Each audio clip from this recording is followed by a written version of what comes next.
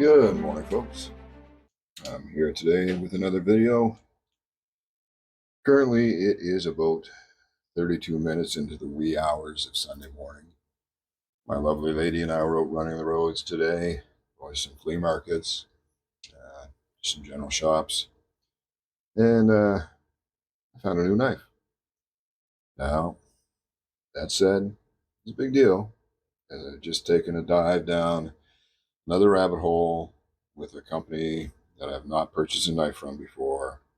So this is kind of a thing, but we'll get into that in a minute. One thing I did want to show you, just as an aside, one of the flea markets we went to, there was a gentleman doing leather crafting, and he had a few of these. Some of you older fellas like me will recognize what that is. Some of you younger folks might not. That is a leather coin pouch. And when I was younger, a lot of the fathers and grandfathers all carried these. And they just fold up like that, throw your coins in it, stick it in your pocket. So I thought it was kind of neat. Maybe that's something, we got a lot of great leather crafters in this community. Maybe that's something one or two of them might want to tackle and try. And it comes in HT red, so I know he's going to like it. Anyway, we'll toss that aside and get into the business at hand. So as I said, I took the dive with another company. And I said to myself, and I probably said to others, because of things I've heard, recent developments with this company, historically fabulous things, but there's been some recent developments that have called some of the quality into question. So I said to myself, for the price, I'm not going to buy one of these until I get one in hand. Well, I had a chance to get one in hand today. So I purchased my first case knife. And that is and I don't know if that's a model number, but it says up here number 00245. And it is an amber bone peach seed jig, sodbuster junior. And you've got the 6 for the amber bone, I believe, the 1 for a single blade. 37, I believe, is the sodbuster junior pattern, and the SS, I believe, is stainless steel. So I took the plunge. Comes packed in your lovely packing paper. Comes with your product information booklet. And I thought this was kind of neat. Came with a Stay Sharp XX Tour. It's got a Jeep Gladiator on it, so that's already big points in my book right there. Oh, are we all ready? Like you've never seen a Sodbuster Junior before. But this is my first one. And there it is. So, you know what? I like those handles. They look nice. And side to side, they're pretty consistent. So I'm pleased with that. Now, they had 2 of these in the shop, and I bought it at a Bass Pro Shop. And interestingly enough, they had a bunch of new lines in. They had a whole bunch of traditional buck, like Stockman Juniors, things like that, all in some type of redwood. I didn't read the details, but I took a video. I may stick it in here. And they had a whole bunch of old timers, all kinds of different old timer models. Even had the Sharp Finger and the Deer Slayer there. So I thought that was kind of neat. But I went to the display case, and they had the case. And so here it is. Now, the 2 they only had 2. This was the better of the 2. And it's not perfect, but it's certainly better than the other one was. This one here, the pins are all nice and flush on both sides. Can't feel them at all. Shield is nice and flush. The other one, the pins, particularly this pin right here, was protruding quite a bit to the point you could actually see it. Back spring, little bit of a gap there on one side. Nothing huge or significant, but you can certainly see it. But as I said before, I don't mind a little gap because, hey, you get some junk in your knife, you get a drainage hole. The blade alignment is pretty good. It's a touch to the show side, but it's certainly not rubbing on the liners anywhere. The other one they had was completely fully to the pile side and was rubbing against the brass liner.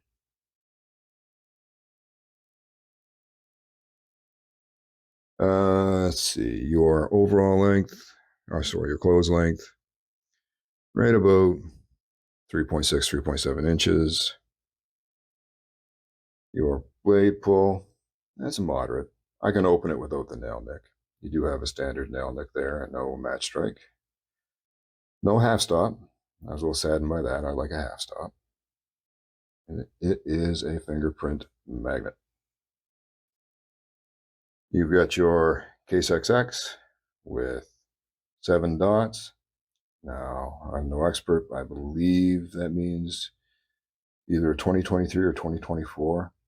Somebody can certainly correct me on that. On the flip side, you have your Made in the USA, your model number 6137, and SS for stainless steel. It's got a good snap into the open.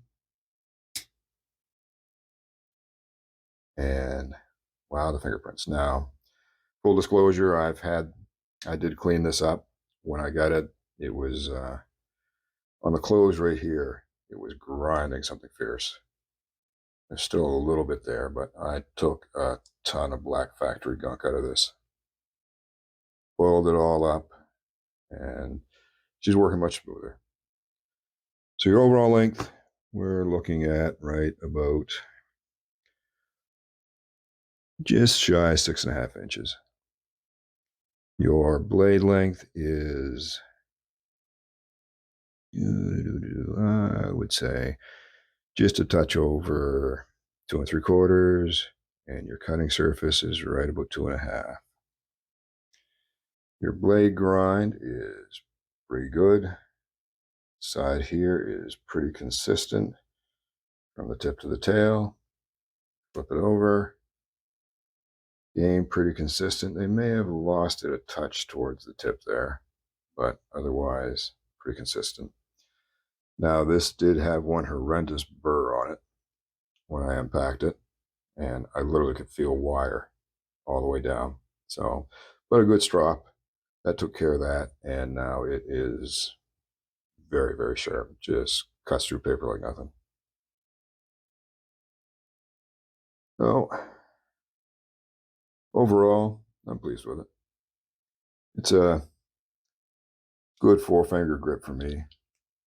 Maybe it's on there. All 4 fingers are on there. It's got a good tight spring on it. You can put some real good pressure on that. It's not going to close, I don't believe. So there it is. My very first case. Lord help me. What have I gotten myself into? But now that we've done that, I want to do a little something else. And I want to give this guy a comparison to a knife I picked up a few weeks ago that I've been carrying pretty steady. And that is my Browning model 0419. You can see I might have that upside down actually. You can see your Browning name there with your stag head on it. And I mean, I was obvious right from the get-go that this was in the style of a Sodbuster Junior. Now it comes in a lovely tin case with the foam insert that your knife nestles right into. But I mean, just look at it. They're exactly the same close length, and in there a bit. They are basically the same handle dimensions. Only difference would be your case, your handles are pretty flat. Whereas with your Browning, your handles are beveled more. You can see the rounding of the handles here. You can see, everything is nicely rounded and beveled and very smooth. So that'll make it a little more comfortable in the hand. But pins, all completely flush here and here. No significant gapping in the back.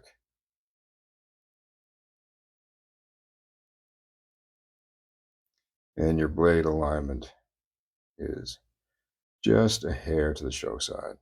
If we compare the two side by side, both are a hair to the show side. Your case, I think, probably just a touch more, but that's debatable. Blade thickness is pretty much the same. Open length is going to be pretty much the same as well. You will notice a slight difference in the blades. Oh, and the Browning has a half stop, real good solid half stop. It's got a slightly stronger spring than the case. So that's one I do need the nail nick to open with. It does have the half stop, a little bit snappier on the opening and the closing, but still just equally as strong spring on the open. But again, basically the same open length. The only difference is the blade on the Browning is more of a drop point, where the blade on the case is more of a straight back. So you got a little bit of a more gradual belly from the Browning than you do for the case. And again, and the Browning's got the match strike pull, if that's something that matters to you. Grind on the Browning, fairly consistent, not quite as consistent as the case.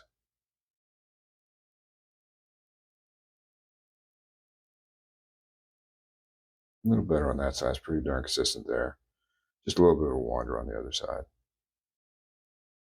And it's a cutter too, real solid cutter. So comparatively, design wise, they're very similar. You could argue, maybe Browning copied off of the sodbuster. I don't know enough of the histories to know who made what first and is the sodbuster, something that Case came up with, or did they model it from something else, a more traditional knife? I don't know. Go ask Rasputin or Tobias. They can probably tell you all that stuff. That would be Rasputin's Castle and Knife Chats with Tobias. But yeah, they're very similar. I like the half stop on the Browning more. Fit and finish, I would say, favors the Browning a bit. Looks wise, probably your case with those jig bone handles. Browning, you've got the Browning logo there and the model number there. Now, I believe it doesn't specify anywhere in the packaging. I know it's stainless steel on the case. I don't know if it's 440 stainless or something else. I know the Browning, give me one moment, is 7CR17 MOV. So I know that is considered, I believe, a lower grade steel, but is that better than 440A or 440, whatever the case might be? I don't know. So I don't know which one has the better steel because I don't know specifically what steel the case has. Somebody will comment on that, I'm sure. So, I don't know.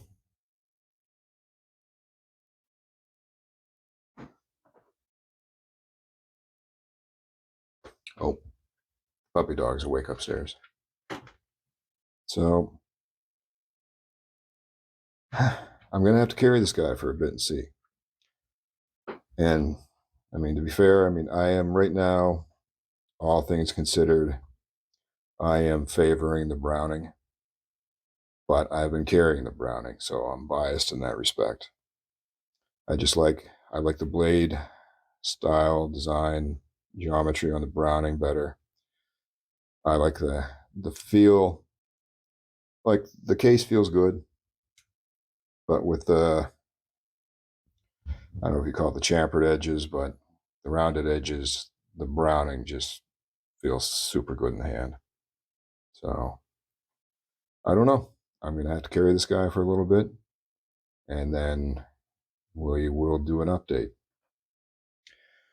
One thing I will throw out there that matters to me, I think it matters probably to most people.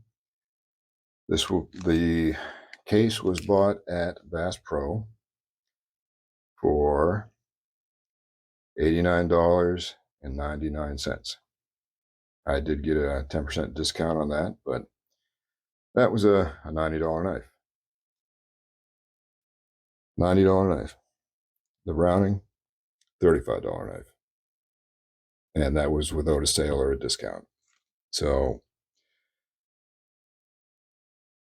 this guy is more than twice the price of this guy. And I don't think there's enough difference between the two to justify that. Now, there may be something I'm missing. Maybe there's better steel in this blade that I'm not aware of. But that's a big price difference. And I know a good chunk of that price difference is made in America, made in China. So it doesn't say anywhere is on this made in China, but the factory information on the go to the web, it says made in China. So maybe that says it all right there. I don't know. But to me, they're too similar in quality to say that that's not a significant consideration when you're going to buy one. But I'm like everybody else. I believe in support local. I believe in buy American, buy Canadian. And it sucks that governments and corporations send all the manufacturing overseas because they can get it done a lot cheaper by people who may often not be treated very well in the factories they work in. But that's politics, and I'm going to stay out of that. But there you have it. So I hope you found this little review and comparison helpful and useful. And if you have any comments, please drop those down below. If you want to point out some things that I missed or I got wrong, please do so. Do try and be nice about it. You don't have to be a jerk. And if you liked the video, please tap that like button. If you'd like to see more, please consider subscribing. And if you want to be notified every time I throw one of these videos out here, give that little bell a tap. And that said, here's a handy little thing. Handy to have. You learn to do something different and new, you can be handy too. Y'all take care.